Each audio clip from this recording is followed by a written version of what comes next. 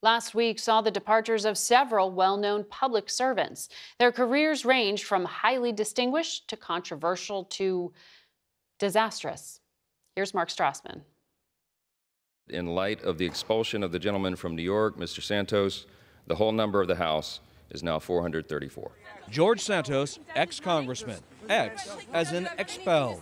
That part of his resume is real. His parting shot reportedly as he left the Capitol, to hell with his place. Over time, he had become self-parody, his serial grift, his federal indictment for fraud, the way he piled one fiction on another, seeming to breathe on someone else's dime. I no longer have to answer a single question for you guys. The next president of the United States, my husband, Jimmy Carter. Rosalynn Carter put the public in her service. Unelected but undeniable, Jimmy Carter's First Lady was powerful. He always knew how I felt. Sometimes he took my advice and sometimes he didn't. In her long life, she championed mental health, women's rights, and caregivers. 3 former presidents and all 5 living First Ladies saluted her last week. Mrs. Carter eulogized as a servant leader with a servant's heart. Wouldn't it be wonderful if we had more leaders that kept that covenant and served well? Sandra Day O'Connor died last Friday at 93. The Stanford law grad was initially offered jobs as a legal secretary. She became famous and powerful, the first female Supreme Court justice. It's nicknamed during her tenure the O'Connor Court. Opportunities at every level, not just for lawyers and judges, but across the spectrum, opened for women.